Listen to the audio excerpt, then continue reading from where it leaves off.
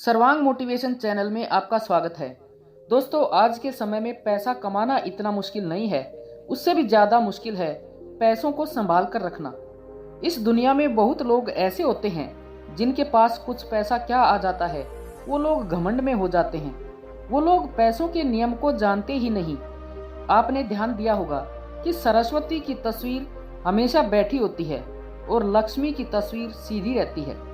सरस्वती यह कहती है कि मैं जल्दी आऊंगी नहीं, और यदि आ गई तो वापस जाऊंगी नहीं, क्योंकि ज्ञान इतनी आसानी से अर्जित नहीं किया जा सकता, और यदि हमने एक बार किसी ज्ञान को अर्जित कर लिया तो वह ज्ञान हमसे कोई छीन नहीं सकता। लेकिन लक्ष्मी का यह नियम होता है कि वह जल्दी आ भी जाती है तो जल्दी चली भी जाती है।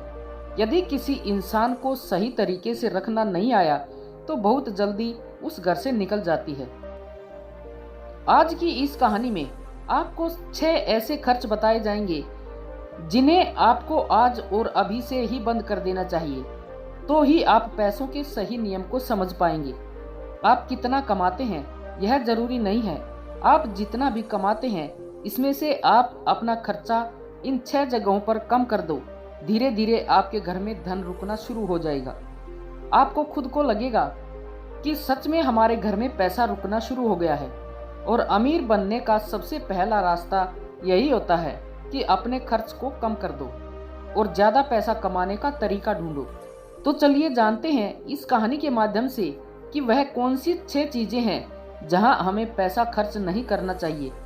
तो चलिए जानते हैं इस कहानी के माध्यम से कि वे कौन सी 6 चीज़ें हैं जहां हमें पैसा नहीं खर्च करना चाहिए। तो चलिए कहानी शुरू करते हैं। एक बार की बात है, एक गांव में 2 औरतें रहती थी। एक के पास एक भैंस थी और एक के पास एक बकरी थी। जिसके पास भैंस थी वह औरत सही तरीके से किसी भी चीज को संभाल कर रखना नहीं जानती थी। उसकी भैंस दूध तो बहुत देती थी, लेकिन उसने दूध की कीमत जानी ही नहीं और वह दूध घर की बिल्लियों को पिला देती थी। उस दूध को ऐसे ही खर्च कर देती थी। दूध को सही तरीके से उपयोग में कैसे लिया जाता है वह औरत जानती ही नहीं थी। और जिसके पास बकरी थी वह दूध की कीमत जानती थी और वह दूध के एक एक बूंद को बचा कर रखती थी और उससे दही जमाकर घी निकाल लेती थी और धीरे धीरे वह बहुत सारा घी इकट्ठा कर लेती थी। अब जिसके पास भैंस थी उसने दूध की अहमियत को कभी जाना ही नहीं था। उसने कभी भी दूध से घी निकालने के बारे में सोचा ही नहीं था। फिर एक दिन उसके घर में कुछ मेहमान आ जाते हैं और मेहमानों को सूखी रोटी तो दे नहीं सकते, इसलिए वह औरत उस औरत के पास जाती है जिसके पास बकरी थी। उस औरत के पास से 1 पाव घी ले आती है। वह औरत यह कहकर घी लाती है कि मैं जल्द ही अपनी भैंस का दूध निकाल कर घी निकालूं तो मैं तुम्हें तुम्हारा घी वापस कर दूंगी। और बकरी रखने वाली औरत उसको उधार के तौर पर घी दे देती है और फिर वह औरत अपने मेहमानों को खाना खिला देती है। उसके बाद बहुत दिन निकल जाते हैं, लेकिन वह भैंस रखने वाली औरत उसको घी वापस नहीं करती। एक दिन फिर बकरी रखने वाली औरत भैंस रखने वाली औरत के पास जाती है और कहती है कि मैंने तुम्हें एक बार घी दिया था, मैं वह घी वापस लेने आई हूँ। यह सुनकर वह औरत कहती है कि कौन सा घी, तू भला मुझे घी कैसे दे सकती है? मेरे पास तो भैंस है और तेरे पास तो बकरी है, और मैं भला तुझसे घी उधार क्यों मांगूंगी? मेरे पास तो इतनी अच्छी भैंस है और उसका तो बहुत ज्यादा दूध होता है, मैं तो खुद उससे घी निकाल लूंगी, मैं भला तुझसे घी क्यों उधार लूंगी? यह कहकर वो देने से मना कर देती है।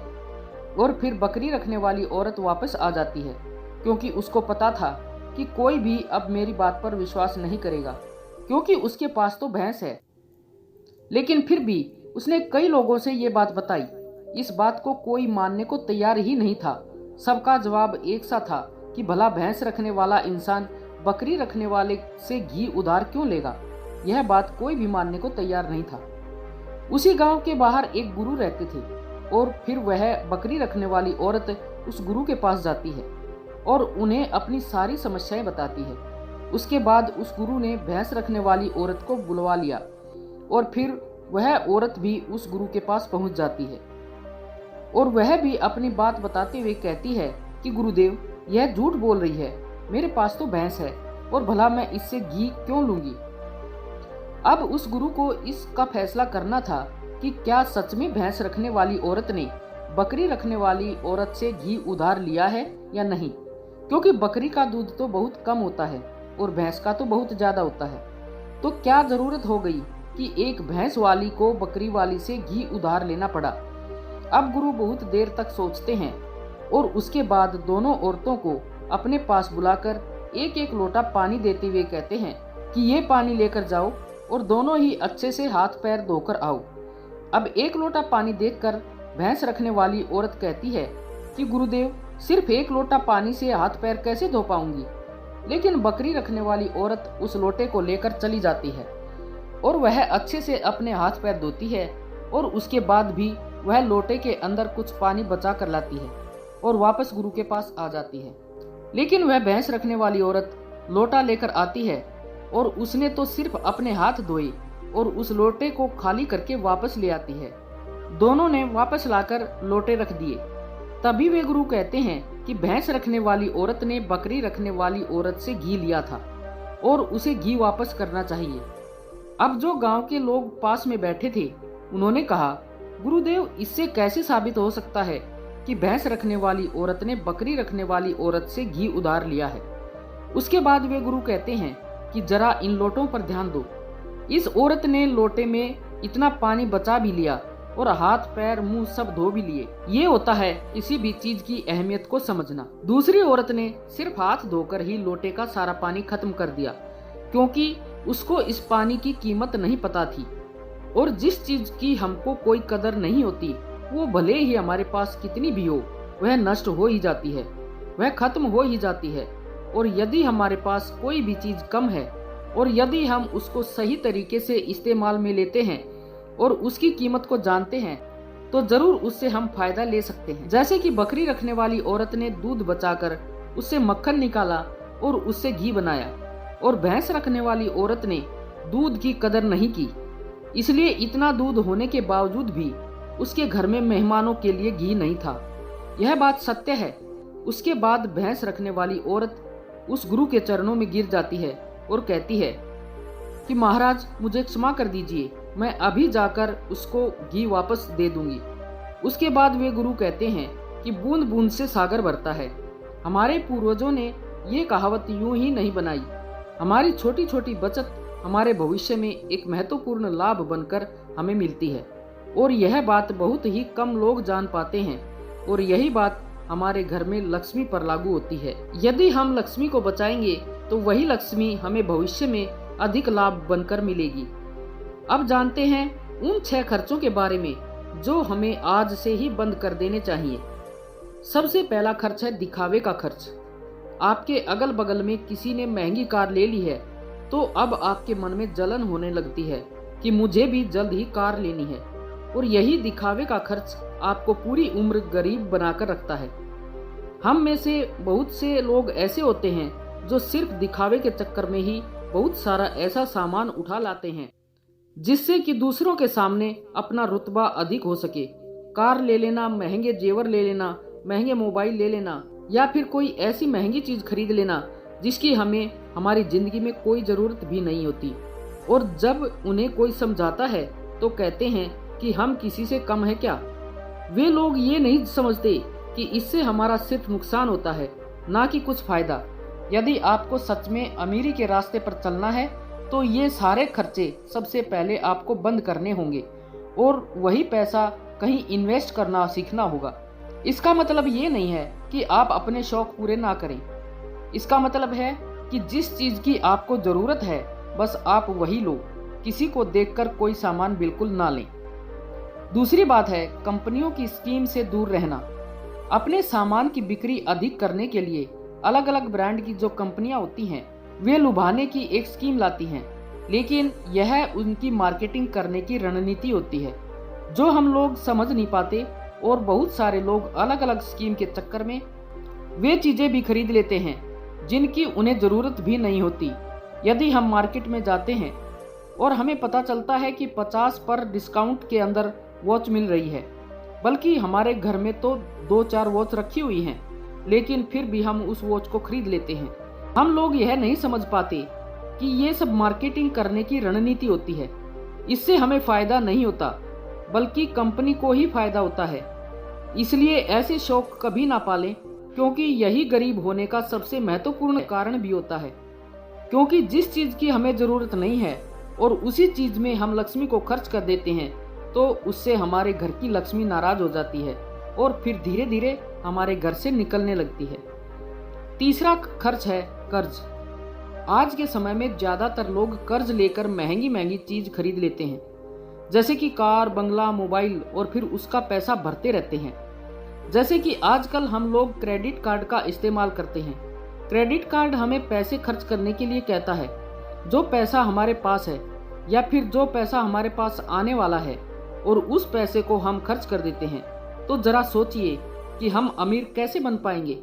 जो पैसा हमारे पास आया ही नहीं, उस पैसे को भी हम खर्च कर देते हैं और हम अमीर बनने के बारे में सोचते हैं, अमीर बनने की पोस्ट देखते हैं, लेकिन उन बातों का पालन नहीं करते। और बहुत लोग तो ऐसे भी होते हैं जो लोन लेकर जमीन खरीद लेते हैं और ये सोचते हैं कि जब हमें इनका फायदा होगा तो हम लोन वापस कर देंगे। लेकिन वो लोग ये नहीं समझते कि जितना हमें फायदा होगा उससे ज़्यादा हमें लोन का ब्याज भरना होगा।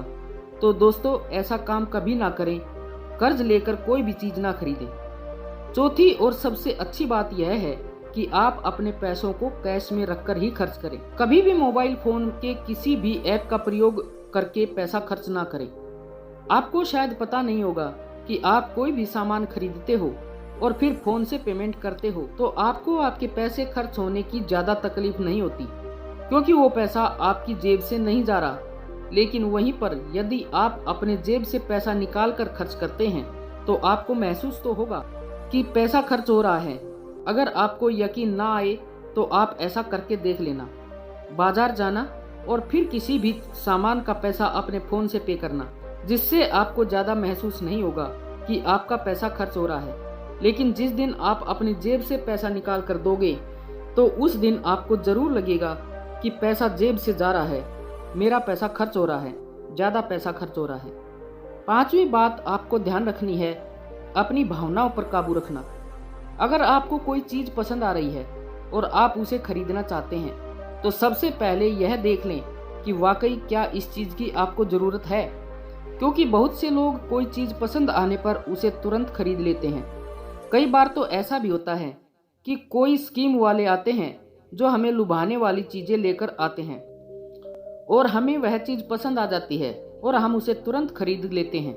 तो हमें ऐसी चीज़ों को लेने से बचना चाहिए। हमें ऐसी चीज़ नहीं लेनी चाहिए, बल्कि हमें सिर्फ ऐसी ही चीज़ लेनी चाहिए जिसकी हमें ज़रूरत हो। छठी और आखिरी बात यह है कि कभी भी कोई भी शौक ना पालें। आपको शायद इस बात का पता होगा कि हमारी दुनिया में महंगाई का सबसे महत्वपूर्ण कारण शौक है। आज के समय में साधारण रूप से 10,000 का फ़ोन आ रहा है और वहीं पर 2 लाख का भी फ़ोन आ रहा है। दोनों में फ़र्क इतना है कि किसी को 10,000 का फ़ोन रखने का शौक है तो किसी को 2 लाख तक का रखने का शौक है। आज के समय में नॉर्मल 10,000 का फ़ोन आ रहा है और वहीं पर 2 लाख का भी फ़ोन आ रहा है। दोनों में फ़र्क इतना है कि किसी को 10,000 का फ़ोन रखने का शौक है तो किसी को 2 लाख का रखने का शौक है। हाँ, यहाँ पर आदमी की अमीरी भी दर्शाती है, क्योंकि अमीर आदमी महंगा फ़ोन रखेगा तो लगेगा कि वह अमीर है, तो यह शौक ही तो हुआ। शौक है तभी तो उसने महंगा फ़ोन रखा। हाँ, यहाँ पर आदमी की अमीरी भी दिखती है, क्योंकि अमीर आदमी महंगा फ़ोन रखेगा तो लगेगा कि वह अमीर है, तो यह शौक ही तो हुआ। शौक है तभी तो उसने महंगा फ़ोन रखा, इसलिए महंगाई भी एक कारण है।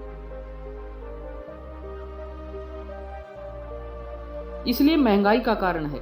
शौक और किसी भी चीज़ की महंगाई नहीं है, और इसलिए लोग समय समय पर शौक वाली चीज़ें बनाते रहते हैं। अच्छी अच्छी चीज़ बनाकर हमें लुभाने के लिए लेकर आते रहते हैं, ताकि हमें वे चीज़ पसंद आ जाएं और हम उन्हें तुरंत खरीद लें। क्योंकि उन्हें पता है कि ना तो लोगों का शौक खत्म होगा और ना ही उनकी मार्केटिंग बंद होगी। तो इसलिए अपने शौक पर काबू रखें, क्योंकि उन्हें पता है कि ना लोगों का शौक खत्म होगा और ना ही उनकी मार्केटिंग बंद होगी। इसलिए अपने शौक पर काबू रखें। जितना हो सके कम शौक करें, क्योंकि शौक करने से हमारी ज़िंदगी नहीं चलेगी। बल्कि मेहनत करने से और पैसे को अपने पास सेव करने से जिंदगी चलेगी। क्योंकि आज के समय में पैसा ही सब कुछ है। भले ही आज के समय में हमसे कितने भी लोग ये बात कहें कि पैसा ही सब कुछ नहीं होता, लेकिन यदि उनकी जिंदगी में सही तरीके से ध्यान रखकर देखा जाए तो उनके लिए पैसा ही सब कुछ होता है। सब पैसों के लिए ही इधर उधर भाग रहे हैं और सब कहते हैं कि पैसों के पीछे मत भागो। तो दोस्तों, इस वीडियो में कुछ फिजूल खर्च बताने की कोशिश की गई है। उन खर्चों को आपको कंट्रोल में करना चाहिए ताकि आपके पास पैसा बच सके और जरूरत के समय वह पैसा आपके काम आ सके। और वह पैसा जब जरूरत के समय हमारे काम आता है तो हमारे दिल को जो शांति मिलती है वह सच में बहुत ही अद्भुत शांति होती है। दोस्तों, आशा है कि आपको इस कहानी से बहुत कुछ सीखने को मिला होगा। कृपया अपने सुझाव कमेंट में जरूर बताएं और अगर कहानी अच्छी लगी हो तो वीडियो को लाइक व शेयर करें। और ऐसी ही मोटिवेशनल व जीवन की सीख देने वाली कहानियाँ सुनने के लिए चैनल को सब्सक्राइब अवश्य कर लें। धन्यवाद।